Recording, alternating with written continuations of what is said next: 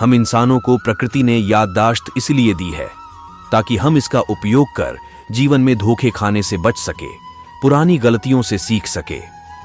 पर अफसोस, हम इंसानों की सबसे बड़ी कमजोरी भी यही है, याददाश्त, जो हमें उन बेकार के पलों को भी याद रखने के लिए मजबूर कर देती है, जिससे जिंदगी में हमारा कोई फायदा नहीं, बल्कि इनसे हमें सिर्फ दुख ही मिलता है। आपने कई लोगों को देखा होगा कि वो अपनी पुरानी यादें, जैसे अपने प्यार से बिछुड़ना हो, किसी करीबी की मृत्यु की याद हो, या फिर कोई और वजह हो, पुरानी बातें जिनसे जीवन में कुछ नया नहीं हो सकता, वह उन्हें याद करके पछताते हैं। कई बार तो इंसान दुखी होने के इस कारण की वजह से डिप्रेशन में भी चला जाता है। दुखी होने का दूसरा कारण खाली बैठना।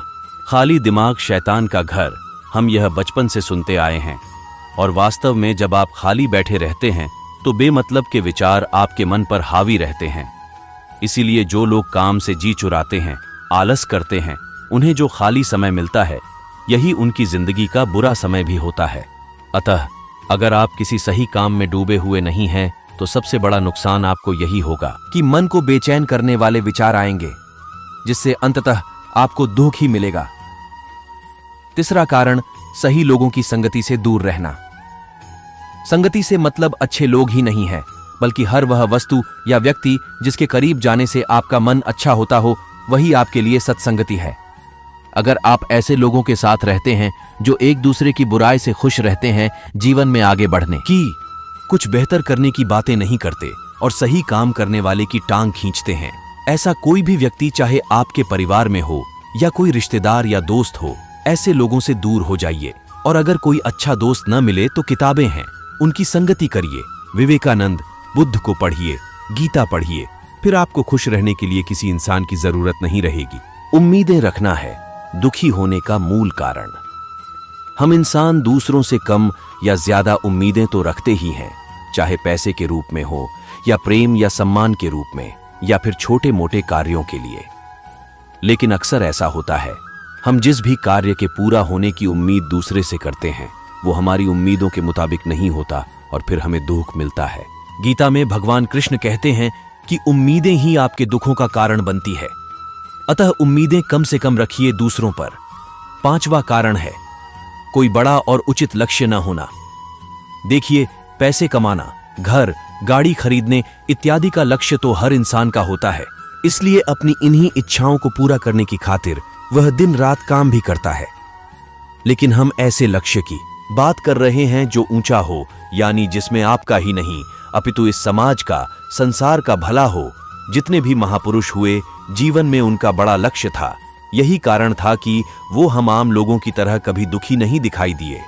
स्वामी विवेकानंद जीवन भर काम करते रहे इस समाज के लिए। तो आप देखिए किस तरह इस समाज या दुनिया के लिए कौन सा कार्य आप कर सकते हैं। फिर आपको दुखी रहने का समय नहीं मिलेगा। दुखी रहने का छठा कारण है कुछ नया करने या सीखने से बचना, यानी ऐसी जिंदगी जिसमें पहले से ही जीवन तयशुदा रहता है। पैदा हुए, पढ़ाई, नौकरी, शादी, बच्चे और फिर जीवन खत्म। जिंदगी के अनमोल दिनों को ज्यादातर लोग ऐसे ही बिताते हैं और उनका जीवन निराशा और हताशा से भरा होता है।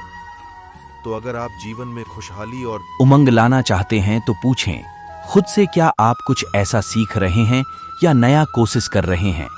अगर आप कोई खेल नहीं खेलते, कोई नई कला नहीं सीखते, कुछ नया करने से हिचकते हैं, तो फिर एक घुटा हुआ जीवन जीने के लिए तैयार रहें।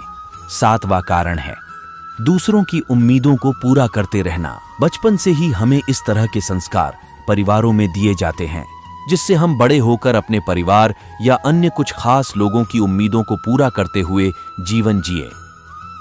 पर एक समय आता है जब इंसान पाता है इन जिम्मेदारियों को ढोते ढोते उसका खुद का ही जीवन घिसा जा रहा है। तो इस बात में कोई शक नहीं कि आपको प्रेम पूर्वक अपने परिवार का ख्याल रखना चाहिए, पर ध्यान दें ये सब एक सीमा में हो। अगर इससे बाहर होता है तो वही लोग आप पर हावी रहेंगे और उनकी उम्मीदों को पूरा करते हुए कहीं आपके जीवन का यही कीमती समय बेकार न चला जाए। दुखी रहने का आठवां कारण दूसरे पर निर्भर होना। दूसरे पर निर्भरता, ये निर्भरता किसी भी तरह की हो सकती है, चाहे पैसों की, सुरक्षा की, सुख सुविधाओं की इत्यादि। अगर आप आत्मनिर्भर नहीं हैं, अपने जीवन के जरूरी कार्यों को करने के लिए भी दूसरे का सहारा ढूंढते हैं। जैसे आप अपने कपड़े खुद नहीं धोते, खाना बनाना आपको नहीं आता, और खुश रहने के लिए यदि आप दोस्तों को या अपने प्रेमी को ढूंढते हैं, तो इसका मतलब है दूसरे के आसरे पर आप जीवन जी रहे हैं। खुद को ऐसा बना लीजिए जिससे आप किसी भी इंसान पर निर्भर न हो सकें। 9वां कारण है दुखी रहने का। गलतफहमी में जीवन जीना। सभी लोगों के मन में कुछ खास भ्रम होते हैं और भ्रमों को हकीकत मानकर वह जीवन जीता है। जैसे एक सामान्य भ्रम यह है कि हमें लगता है पहले खूब पैसा कमा लें, तब जाकर अपने स्वास्थ्य का ध्यान रखेंगे, परिवार को समय देंगे या कुछ नया सीखेंगे और खेलेंगे। पर समय क्या कभी हमारी इच्छाओं के अनुसार चलता है? नहीं ना। यदि छोटे बच्चों को आपकी गाइडेंस की आज सख्त जरूरत है, तो क्या आप तब उन्हें तब समय देंगे जब वो बड़े होकर बिगड़ जाएंगे? नहीं ना। इसी तरह जिंदगी को वास्तविकता के चश्मे से देखिए कि कहीं आपने भी तो कुछ भ्रम नहीं पाल लिए। 10वां और अंतिम कारण है अपनी हालत के प्रति जिम्मेदार ना होना।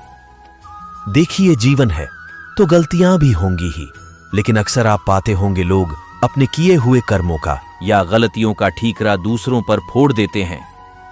वो जिम्मेदारी लेने से कतराते हैं। आप भी शायद ऐसा करते होंगे। तो पूछिए खुद से, अगर आप अपनी जिम्मेदारियों के प्रति लापरवाह हैं तो जल्द ही बड़ा दुख आपके लिए तैयार है। खुद को काबिल मानते हुए, अपनी स्थिति को स्वीकार करते हुए आगे बढ़िए।